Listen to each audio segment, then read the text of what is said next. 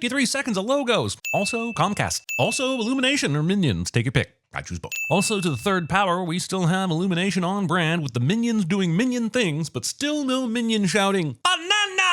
I still don't understand how you missed this opportunity. Not installing some Captain America-style two-factor authentication on your DK hammer, so I don't have to waste 30 seconds on another lame crossover logo. The relative tensile strength of a minion to this floor is concerning. Either that floor is made of goo, or minions should be used as weapons of mass destruction. Well, even more so than they already are. These opening credits are about as much as this Super Mario Galaxy movie really cares to actually Super Mario Galaxy. In other words, this Super Mario Galaxy's on for none of the some time. Woohoo! Bedtime! Kids that are actually excited about bedtime. Also kids. Did you wash your face? Face? Based on this evidence, I would ask whether they washed any part of their body. The face actually looks the cleanest. These Luma's ability to naturally spread themselves across the entire expanse of this room, as if they were programmed for maximum artistic distribution. Once upon a time. Once upon a reading! I want to hear the story about the plumbers. We did that one last night, and the night before, and the night before. Parents' reaction to their kids' repeated requests to watch the first Super Mario Brothers movie somehow made its way into the script. Plumbers, plumbers, plumbers, plumbers, plumbers. Asking me to plumber when I hardly even know her. Woohoo!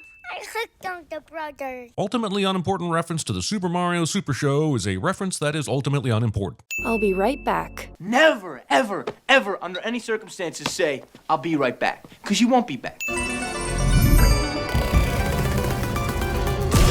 Did Bowser Jr. do any research on Princess Rosalina's powers in the process of planning this abduction? I feel like that would have been smart. Maybe figure out a way to neutralize her, or getting the magic wand away from her would have been a great idea. Also, magic wand can do anything the movie's plotline needs it to because magic cliché. I had a bad dream. Uh-oh, it wasn't a dream. And even though we've spent the last 3 minutes showing Rosalina absolutely demolish this machine, presence of a single Luma will be enough to completely and utterly turn the tide. I'm just so happy for you. Your first princess napping. Counting your princesses before they've napped. Scene has me trying to figure out whether this is paying homage to the Calamari Desert track seen in games like Mario Kart 64 or the Dry Desert track. And I already hate the homage to headaches this movie will be giving me. Being this big of a dick to sentient desert plant life. Mario, are we cool motorcycle guys now? Thinking you're cool motorcycle guys when you didn't even deploy a glider when you jumped. Storing fire flowers under your cloak, like you're just hoping to die by immolation. There's the problem. No, the problem is that in Super Mario Galaxy, fire flower pop-ups only last 20 seconds, and you're over a full minute now. What's your name, little guy? Mario assumed Yoshi could not only understand English, but could also speak it, and just because he was right doesn't mean he wasn't still making an ass out of you and, him. Also, they might as well just have this character say, "I am Groot," because while I get the history the character of Yoshi has, you still can't tell me the character in this movie isn't discount as f***. Also, instead of making this entire movie about Yoshi simply shows up and immediately becomes just another reference pawn in a movie that doesn't even care to power up its characters by getting them to the other side of the board. How did you get in a warp pipe? Then, instead of answering this question in any satisfactory way, the movie randomly plays a B.I.G. backbeat for 2 minutes as Yoshi walks around the city, randomly eating things. Excitement? Also, I get that Mario and Luigi have seen all kinds of crazy shit by now, but I still feel like the first question in this scenario should always be, are you a f***ing talking dinosaur? Also, based on this montage, Yoshi just wound up in New York City and wandered around without anyone thinking it was f***ing weird that a dinosaur was just roaming the streets, which proves my goddamn point from the Home Alone 2 Sins video that no one would give a goddamn if they saw Kevin McAllister wandering the streets without an adult. Thank you, the Super Mario Galaxy movie. Who the f*** sold this asshole a hat? Pushing out an egg that size might be possible for Yoshi, but I'm not buying he'd have that big of a smile on his face when he's doing it. Getting this excited to see the skeletons of your ancestors, or just getting this excited being in a museum. He knows that's my bike, right? Luigi is a dick to sharing. Mario and Luigi leave Toastarian without ever once acknowledging that this world is from Super Mario Odyssey, not Galaxy. Frauds. Where are you taking us? Try and enjoy it, princess. It's the last place you'll ever see alive. So it's just simply the last place she'll ever see, right? Adding alive to the declaration is pointless, and you know how we feel about pointless word additions around these parts. Usually. Mama, I'm scared. It's gonna be all right. Making empty promises to your star children. No one hurts my kids! Considering how powerful Rosalina is, why would they even take a chance at opening the cage like this? They don't even seem to be taking any precautions. Also, how and why does she still have her f***ing wand?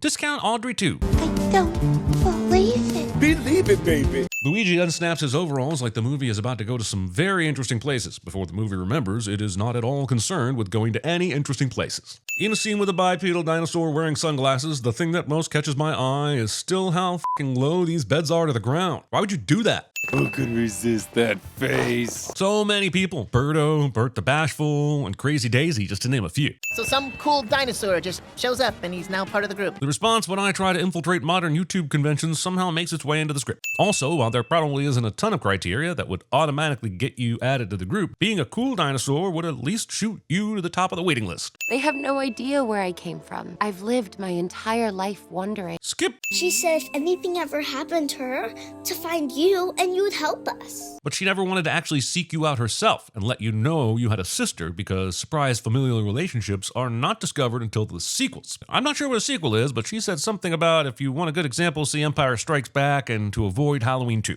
Also, Peach and Rosalina are not sisters or related in any way in the video games, so pointless change to the source material is pointless. A giant robot took her to a scary planet out beyond the Gateway Galaxy. The movie will never help us understand the complex instinctual biology this baby Luma must have to have found its way back home through the void of space. Yes, we were eavesdropping. Thinking that admitting you were eavesdropping makes you any less of an eavesdropper or a dick. I disagree, Mario, even though my pajamas say otherwise. Not delving further into this Shrome sentient talking bedwear. Also thinking that the artwork on your pajamas gives you an unreasonable reason to disagree with someone. The Luma will now transform into a differently shaped floating star with no instruction on what that means. And Peach and Toad will leap inside it with no questions asked because why the hell not? She left this for you. Considering how quickly Peach made it seem like she and Toad needed to leave, it's weird that she not only took the time to write Mario a detailed letter, but also took the time to make sure it was sealed in an envelope. The Super Mario Brothers can take care of the kingdom. Bullshit.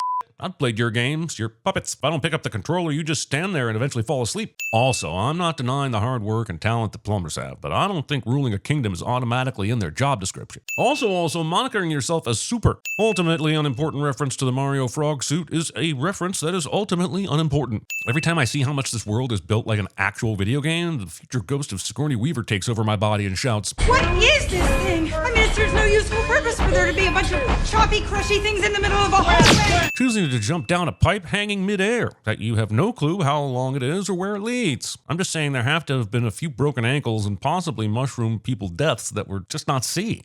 Sipping the soup, cleaning the paint. I think the best part about having Jack Black's distinctive voice as Bowser is to create a movie where for most of the movie you completely nerf his ability to use Jack Black's distinctive voice. What do you think? And be honest. Love the colors. He does not. The criticism I'd give you is it's trash. Destroying the thing you love because someone else refused to love it the same way you do, aka Star Warsing. Oh, you better start trusting me or I will eat your soul and... I'm sorry, that's... Apologizing for enjoying soul food. I need my 8 hours or else I really turn into a monster. Anyone still purporting the myth that 8 hours is the healthiest amount of sleep when based on an average of 1.5 hours per REM cycle, 7.5 or 9 hours should be the goal. Even 6 is technically healthier for you than 8. Educate yourself, Bowser. Leaving your tail slammed in the door so you can wallow in pain instead of immediately opening it up to relieve the trauma. Also, we're going to find out later, and we saw this in the first movie with Donkey Kong and Mario, that when the mini version of the character is stuck, they grow back to regular size. With that being said, why did the door slamming on Bowser's tail not make him bigger again? I've seen Spider-Man No Way Home. I know that when you start f***ing around by adding bylaws to spells, you end up with multiple Spider-Men and Jamie Foxx doing weird shit. None of which sadly occurs in this movie. If Bowser Jr. was always headed to Princess Peach's kingdom next, then how did Yellow Luma get there before he did? Are you telling me Yellow Luma travels faster than a goddamn spaceship? Because I do not believe you if that is what you're telling me. If I were a contractor in the Mushroom Kingdom, I would make a fortune on building deep foundation castles. Even if they aren't in space yet, they are far enough up in the atmosphere where Mario and Luigi should have at the very least an extremely hard time breathing. In the name of the Koopas, I demand that you release my father. Starting your negotiations with a demand. Have you ever seen the 1998 classic The Negotiator with Samuel L. Jackson and some other guy? It's like graduating from negotiation school without paying tuition, man. Bowser Jr.'s paint clearly attended the Venom school of vaguely making things cooler and stronger by covering them even though we aren't sure why. Also, what is up with the mask that has an accurate talking mouth lighting up on the front? That's just wasted tech. The ROI on that mask must be shit. I'm Bowser Jr., and I'm gonna be taking my father now! It's weird that Jack Black went with a Benny Safdie doing a Jack Black impression for his Bowser Jr. voice, but here we are. Yoshi's tongue survives this. Also, goddamn, I'm a little disappointed in myself for how much I'm thinking about how all the lady dinosaurs from Yoshi's world must love it. I mean, that tongue is so long, I'm surprised Gene Simmons didn't sue. Wait, the mask separates when he roars? Why is mask? Yoshi's digestive system that somehow knows which accessories it should keep separate for comedic effect. It's as if the director said, you know how exciting that scene was in Raiders where Indiana Jones is running from the boulder? What if we recreated that in our own way and made it so much less exciting? Premature did someone howl because that castle's still moving aberration. It's sinful enough that Bowser survived all that, but for him to land right in front of our heroes after all that running away and movement is balderdash of the highest degree. You can't catch the wind. Ang, Storm, and Red Tornado have all entered the chat. It was a metaphor. It was not. It was an idiom, and Bowser is an idiot. You should probably spit him out. Back to this digestive tract, when Yoshi ate Kamek, he immediately shit him out in an egg. So how exactly does the Yoshi digestive system work? Can he control it to determine whether it's an egg or not? And if so, how? And why is the movie forcing me to ask f***ing questions like this? Guys, this is embarrassing. I'm still a tiny work in progress. Thing I said after my college girlfriend dragged me to our first orgy somehow makes its way into the script. You expect me to shake the hand of the turtle whose son just attacked me? Well, now with that attitude, he doesn't. Also, blaming the father for the mistakes of the son, and I realize I might be a hypocrite since the father in question was attempting world dominance and forced servitude of an unwilling princess. However, what I have to say to that is that your mom's a hypocrite, and I'm sinning regardless. Your son tried to chop my head off just to free you. He wants to see you. He could just use some guidance. Thinking that a little guidance will offset all the attempted murder. You think I might have a shot at reconnecting with my boy? I know I have a very good shot at skipping. We gotta find a way off this planet and get to Peach. Hack the planet! Hack the planet! Whoa!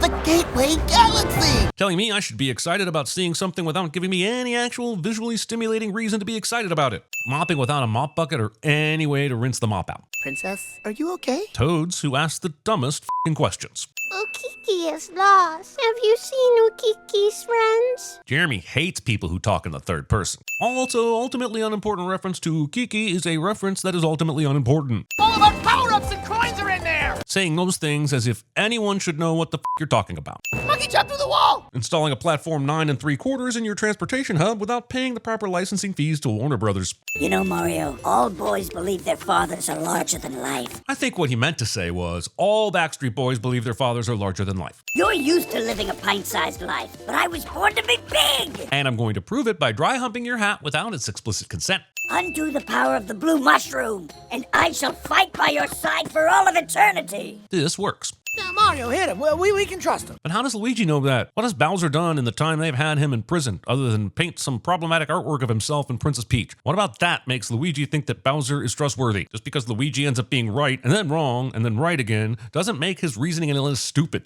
Also, a spell on your sworn enemy, who you'd probably like to hit all the f***ing time, that is broken once you hit said sworn enemy, is a dumb f***ing spell. Also, in the video game, if you hit or jump on a smaller version of anyone, they die. So this movie is clearly not following the video game's rules to a T. And according to all the rational people on social media, I should now hate this movie. The trick is on them though, I already hated this f***ing movie a long time ago. Sucking Mario's face without his explicit consent. There are definitely other and less consent needed ways to express appreciation, Bowser. Also, Big Bad from the previous movie becomes a good guy who the heroes learn to trust in the next movie cliche, also known as the Deckard Shaw clause. You will not regret this. He will. They are still chasing this goddamn monkey. Princess Peach just deflected an active bomb off of her f***ing umbrella, which is bullshit enough, but is then also probably responsible for killing a bunch of people, considering how populated this area is.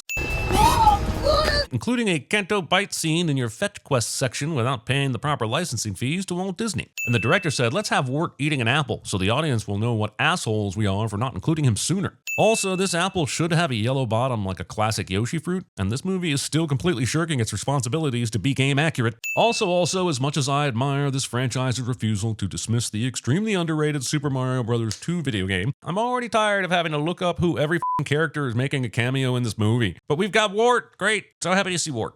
Princesses are very valuable. Including the hard truth of trying to collect all the Disney Lorcana cards in your non-Disney movie. Oh, princess, you're going to regret that.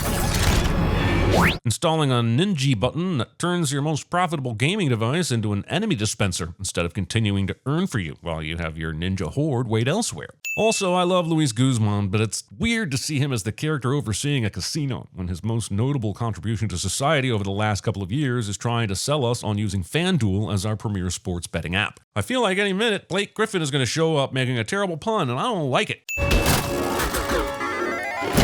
Slot machines that pay out in penguins, or as I like to call it, the one slot machine you will not find Benedict Cumberbatch at. Also, Peach just knocks the out of this penguin without even knowing if it poses any threat of any kind. Peach is a dick to penguins. As far as we can tell, Peach is not powered up in any way, but somehow still has the ability to defy the laws of physics. Neat! Playing with a lame 24-slot roulette instead of the standard 37. Like you're just hoping your marks will win.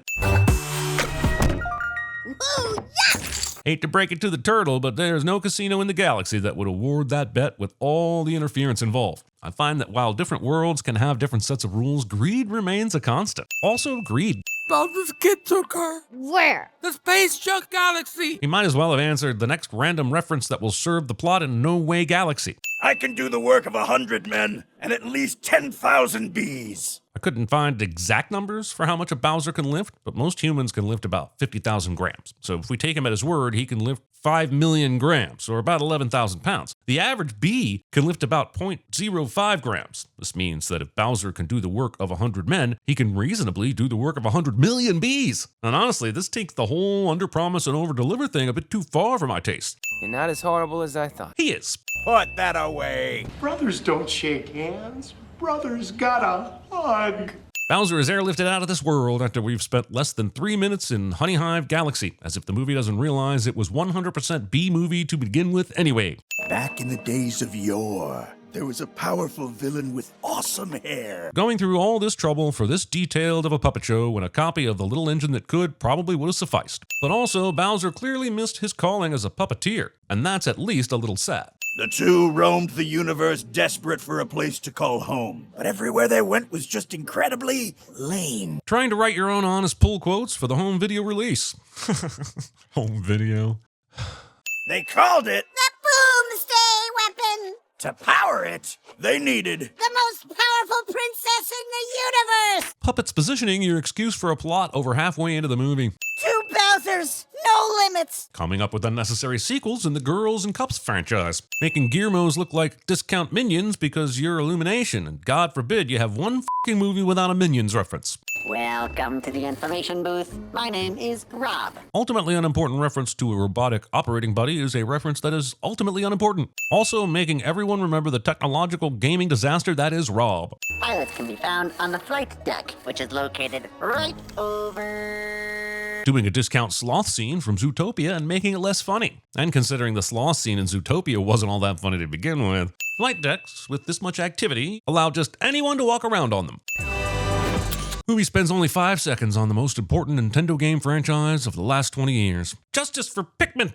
So, tell me this. Why is a princess trying to go to the most dangerous place in the galaxy? Tell me this. Why do we have a Super Mario Bros. Sequel more interested in juicing up the fans with countless Easter eggs, like throwing Fox McCloud in the mix, than actually telling an interesting story? I realize the answer is something along the lines of fan service equals more cash, but that doesn't make it less annoying. Ah, Fox McCloud! Nintendo kindly requests that you orgasm now. That's what I get for making a frog my engineer. That's Francophobist. Now that's the backstory of the guy who's going to take us to the space junk galaxy. Defining 30 seconds of spasmodic fact regurgitation as backstory. Oh, Yoshi's here. Little known fact, "Oh, Yoshi's here" was the entirety of the elevator pitch for this movie. Lucky for Mario, Luigi, and Yoshi, Fox had the exact amount of room on his ship for 3 more passengers. Flying around in space in a ship with open-air cockpits without any kind of space helmet on. I'm not saying this movie should go there, but all 6 of their heads should have just exploded once they entered the atmosphere. They're super lame, But I'd still feel bad about killing him. For reasons that were totally explained and thoroughly earned during the first hour of the movie. Using a handheld gun to shoot enemies down in space instead of all the weapons that are equipped on the outside of the spaceship. He played us. He actually didn't, and that might be the most unbelievable thing about a movie that involves plumbers who man up and save the galaxy from half-dinosaur children. Oh, Oh, babies! Space Kids. This time tomorrow, you'll have forgotten all about those dorks in overalls. How does Bowser Jr. even know what overalls, or any clothes for that matter, are? The Super Scope baby gun not only survived the fall from a spaceship from orbit and through atmospheric entry, but it landed within walking distance of the ship because this dumb baby joke was more important than actual physics. Also, Super Scope Baby Gun was my college nickname for my... Movie decides to go full Jurassic Park because it thinks throwing a T-Rex into Super Mario Odyssey gives it permission to just steal from other better movies with impunity. Everyone survives this. Yoshi was glancing at the gun and maybe he saw a reverse button or something, but none of them are familiar at all with this technology. And I'm really tired of this movie just treating any technology as if you can wish it to work correctly, and it just f***ing will. All that to say, everyone is f***ing lucky as hell that when the Mario, Luigi, and Toad babies were shot again, they reverted to their actual age and size instead of just becoming embryos. I kinda liked being a baby. All the scary thoughts running through my head just disappeared. I've known some babies. Everything is scary to them. Luigi, as usual, is full of shit. Hey, we are gonna find a way off this planet. Mario, we're galaxies away from Rosalina. Peach responds to Mario's comment with anything other than, hey, weren't you a baby when you left? How did that all get sorted? Luma Fight Clubs. Their mustaches were ridiculous, but they weren't bad guys. Having incorrect hot takes on the Second World War. When your armor's down, they'll stab you in the back. Where did you hear that? It's what you told me. I learned it by watching you. You know who won't hurt you? Your family. Citation needed. Guys, there's something extremely weird flying towards us. This shipping showing up right now is the textbook example of this movie's transportation philosophy. Need the crew to go somewhere else? No worries, just have someone show up to take them there at that exact right moment. The characters in this movie basically have psychic deus ex uberina. Opening the first book you touch to the middle of its pages and finding the beginning of your own forgotten backstory is some next-level main character energy. Once upon a time, there was a brave and noble princess named Peach. Reading. Dad, welcome to Planet Bowser! Scene does not contain Bruce Willis, Sylvester Stallone, and Arnold Schwarzenegger listed as investors. Tonight we destroy the Mushroom Kingdom. Tomorrow, the universe! I feel like you probably need at least a couple more stops before ramping up to destroying the entire universe. Bowser. Sometimes, on this rainbow road of life, we lose our way. Thinking you're making a casual reference to Mario Kart for lols and giving me immediate falling off the track anxiety. Buckle up, it's about to get crazy. It is not. Star Fox team is ready. Sick. If by sick you mean cloying and ephemeral to the point of nausea, then yes, sick. Also, the biggest question I have now is how did the Lumas get all those Star Fox jackets made so quickly, and why? It means you go this way, we go that way. Well, then maybe you shouldn't have muddied the waters with that whole chipmunk cheeks into a mustache twist, Mario. It won't be long now, Dad. Movie has not done a very good job of even explaining why it's taken this long. They had the princess kidnapped and didn't appear to have to go do anything else before zapping her of her energy, other than Junior's side quest to get his dad. So why is Rosalina even still alive? Did Junior feel like he had to give Mario and Peach a fighting chance? I built a security system that's next level. Get it? He said level, and they're from a video game, and it's going to be like a level from a video game. Do you get it? Not exactly sure why Bowser Jr.'s screen has the 8-bit graphics look. Does the view screen suffer from nostalgia? God, I hate to hear the view screen's opinion on current Star Wars movies. Bowser Jr. appears to be up, up, down, down, left, right, B, A, select, starting his way to victory, and it almost f***ing works. The more I see this, the more cute I find the concept and all, but none of the 2D scrolling translates properly to the 3D platforming. Take the thwumps, for instance. On your screen, you see the faces pointed at you, but in the real world, they face Mario and Peach. And honestly, that's why this movie was so unsuccessful at the box office. Movie thinks umbrellas work the exact same as parachutes, and they most assuredly f***ing do not. Playing the course clear music when you haven't killed a boss or jumped on a flagpole. I won't let them ruin this. Too late. Bowser survives this. Mario! Not to Monday morning want my quarterback here, but couldn't Mario have shut that so he's on the other side and then axed the controls through the giant holes in the gate that are big enough for him and probably Bowser Jr. to fit through anyway? And that whole thing's bullshit. Got it. Yoshi. Where the f did Yoshi's ex-Luigi even come from? Ultimately unimportant reference to the Mr. Game & Watch is a reference that is ultimately unimportant. You know I never learned how to draw! Guys, I no longer know what is happening. I really don't understand how this paintbrush weapon works. Do you not have to paint whatever it is you want to appear? Because Junior might have painted the river, but he didn't paint the goddamn monster that comes out of the river. You had a flying power punch power-up box sitting there this whole time. The whole time? Discount Anna and Elsa. I need you to try. Yay, the magic live long and prosper move for the win. Just as was foretold in the prophecies of yore and the complex interweaving of these philosophically dense and meaningful themes. The castle, it died. Castles can't die.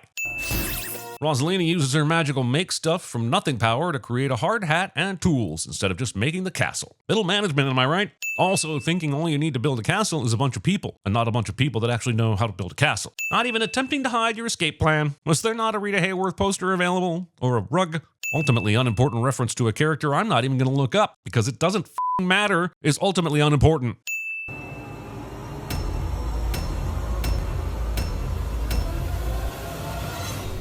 Is that art? No, just an experiment. Okay. You want some fruit salad?